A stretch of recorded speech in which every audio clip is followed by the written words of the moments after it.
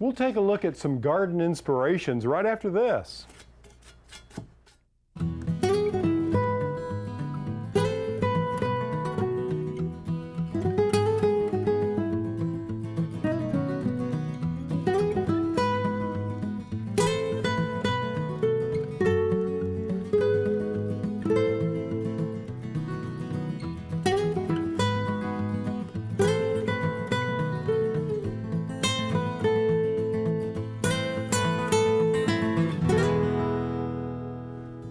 Hi, I'm Alan Smith. Welcome to the show.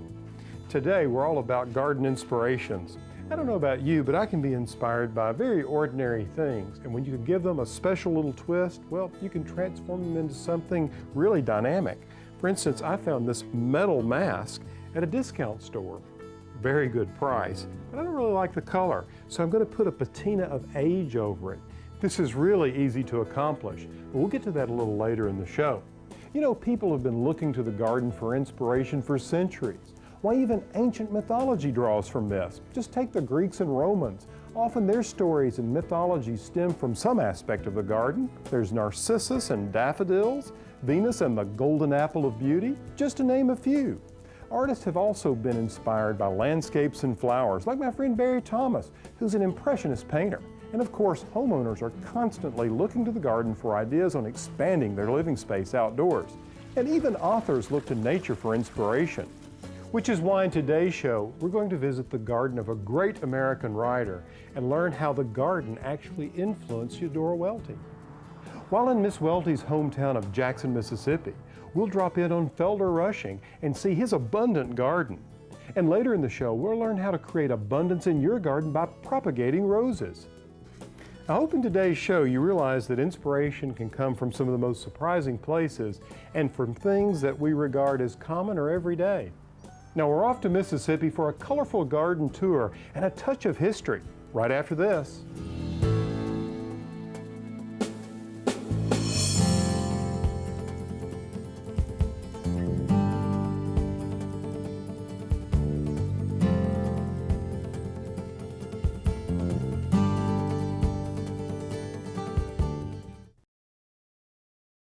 Welcome back. You know, it's interesting how certain places just fill our spirit and give us ideas and inspiration. For me, it takes nothing more than a trip back to where I grew up as a kid on the Cumberland Plateau in Tennessee. You know, I also love to go back to England and remember my friend Elizabeth Ashbrook at Arley Hall. What a fantastic garden. The same must have been said of Jackson, Mississippi for author Eudora Welty. Throughout her long and prolific life, Miss Welty returned to this small southern town and to her childhood home. Eudora Welty was a major writer in the 20th century, and the garden was an important part of her fiction from the beginning of her career to the end. In an early story called A Curtain of Green, she talked about a woman gardening and creating not a tidy garden, but a jungle. And she was creating that jungle as a way of dealing with the horror of losing her husband. Her husband had been killed by a falling chinaberry tree, and she began to immerse herself in nature as a way of trying to understand what had happened to him. Eudora and her mother were very close. She loved working with her mother in the garden. I think she had a sense of almost mystical oneness with nature. She would come out, water the yard, and begin to feel herself, in a sense, melting and feel herself engaged with the world of nature around her. But not just a mystical sense. She was a big gardener herself, digging, clearing weeds, grafting camellias. So she loved the garden. She worked with her mother in the garden. She always said she was her mother's yard man. Now there's a garden just down the street from Eudora Welty's home where the plants aren't the only colorful element. Felder Rushing truly has fun with plants and garden ornament and shares with us some of what makes his garden so outrageous. Well, I've got the kind of peripheral vision that trashy people have. You know, gardeners are always looking for bowling balls and accessories, so anything that's colorful, that catches a little sunshine or reflects it, whether it's a gazing ball or a bottle tree or a mirror, anything like that catches my eye. A lot of people want to know how to plant, how to get started with things and how to do design. And what I tell them is to find a combination of plants that looks good. You can look at my garden through a toilet paper tube. You look at the whole thing, it looks bad, but if you look at things through a toilet paper tube, you see nice little combinations of things, roundy things and spiky things and frilly things all put together. Spiky, roundy, frilly. And if you can make it look good through a toilet paper tube, you can have a good looking yard. The fellow who patented pink flamingos is from Massachusetts, and he said before plastic, only rich people could afford poor taste. And I put these in my garden because they give a sense of whimsy. I can look at them and know they're not serious, and it temporarily takes me away from this weird thing we call life. It makes me feel good, it makes me smile, and that's not a bad thing. From Felder's colorful and abundant garden to beautiful roses you can propagate for your garden. And a little later, we'll return to Jackson, Mississippi for a recipe that'll set your mouth to watering. Stay tuned.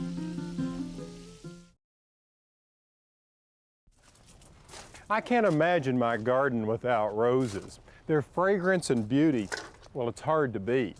You know, I grow over 30 different varieties of roses in my garden, and I'm often asked, how do you take care of them all? Well, it's all in how you choose them. You see, some rose varieties are just easier to care for than others. Many of the roses I grow are old-fashioned shrub roses. Now, you can find these old-fashioned roses from a variety of sources these days, but in the past, they were actually handed from one gardener to the next from stem cuttings. Now, making stem cuttings actually occurs later in the summer, once the flowers have faded and the new growth has matured just a bit. Let me show you how the process works. It all begins with selecting just the right stems, ones that are just under the diameter of a pencil. I make my cuts at an angle just above a leaf node, making sure the cutting is at least 4 to 5 inches long and has a couple of sets of leaves. With your cuttings selected, you'll want to treat them just as you would fresh cut flowers. Get them in water immediately before moving to the next step. Now make sure you moisten the medium you're planting in, and always make my holes first before slipping the cuttings in. Now, to encourage those roots to develop, stick the ends of the cuttings into a rooting powder or hormone before putting them into the planting medium.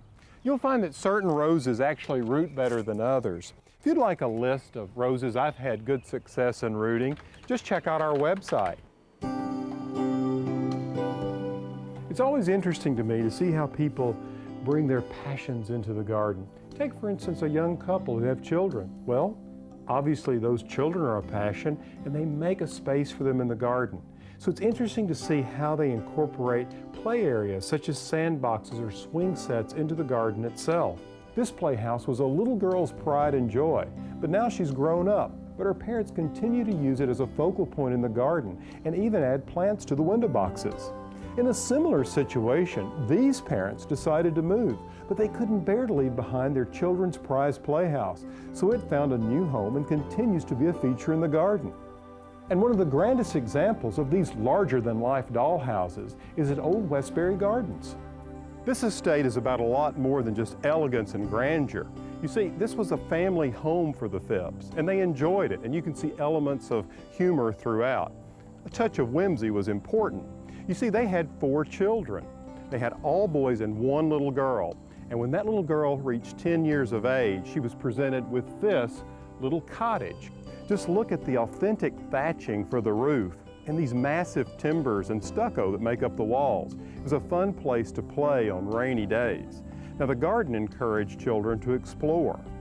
The plants like lamb's ear, fragrant herbs, and exuberant sparkler like cleome, or cat's whiskers as they're often called, stimulated their imagination.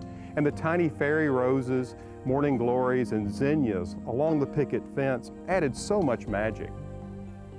It's really charming, isn't it?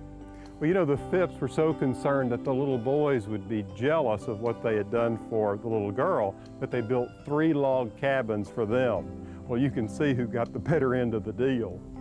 And while children don't necessarily have to have something as elaborate as this to play in, having a space where they can go and play out their fantasies and play make-believe is very important.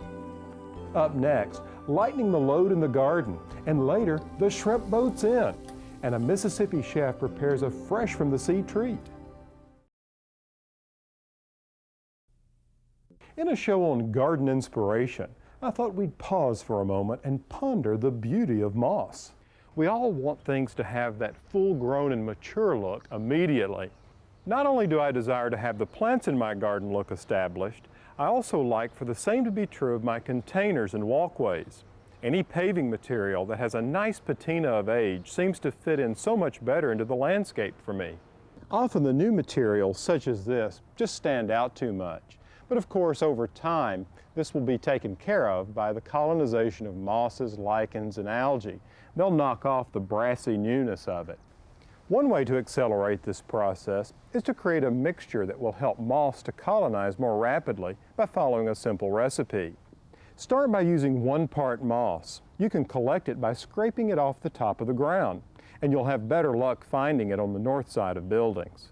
Combine this with 3 parts beer and 1 part granular sugar in a blender. Now, after you've pureed the ingredients, pour the mixture over stones, bare soil, or on containers to get the moss started.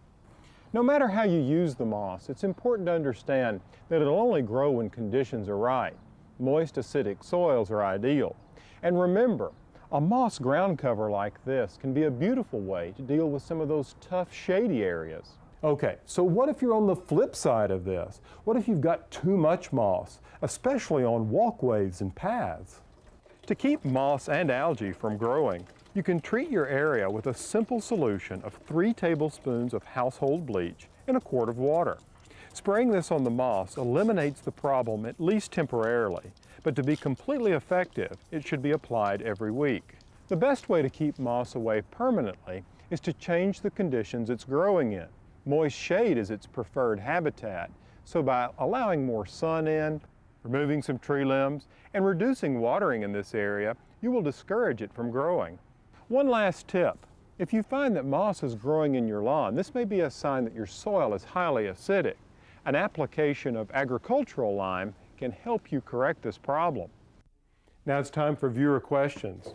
Today we have a question from Helen in Salt Lake. She says, Alan, my heavy containers are breaking my back. Is there anything I can do to lighten the load?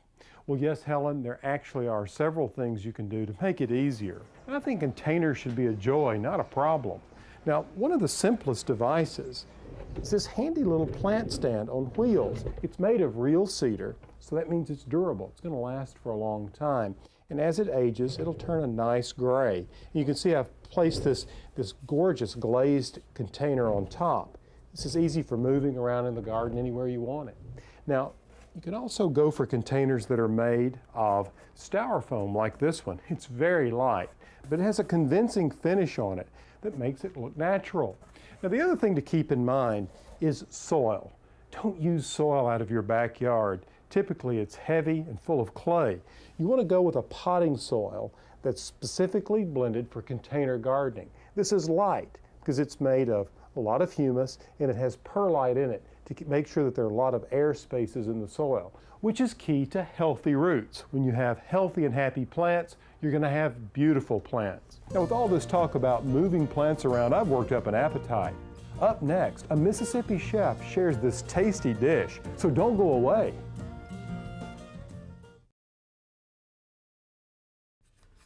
As we've seen throughout this show, the garden provides a vast amount of inspiration to people. The garden also brings new ideas to chefs, and here to share one of his creations is Merrill Bruce Kane at the Old Capitol Inn in Jackson, Mississippi. What we're doing today is shrimp and artichoke dip. And here we have shrimp, diced artichokes, diced green bell peppers.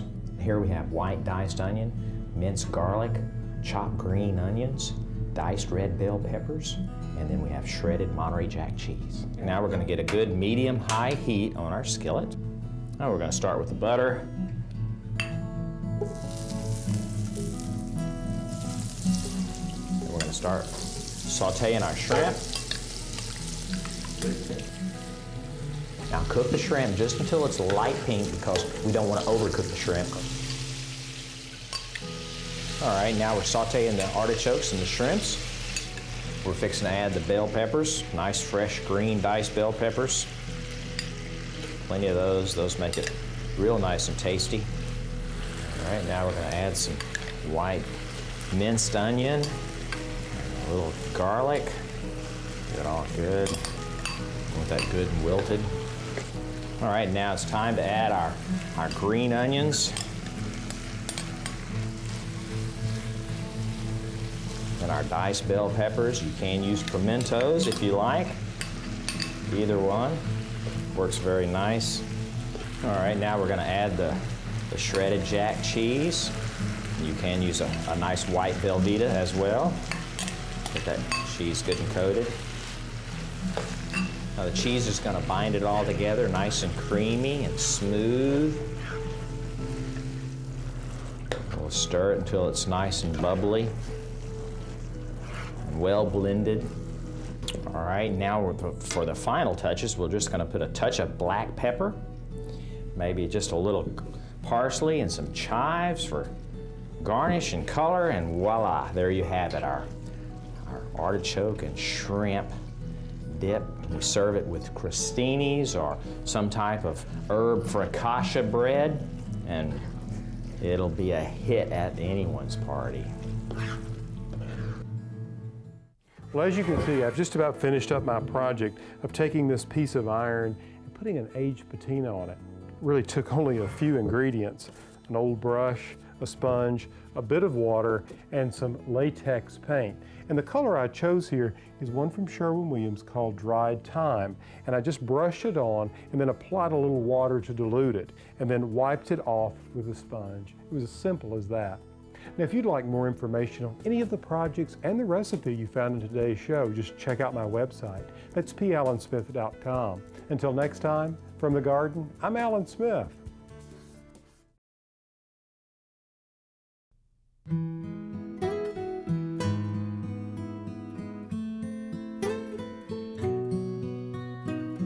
In this garden I dream of a bed of flowers.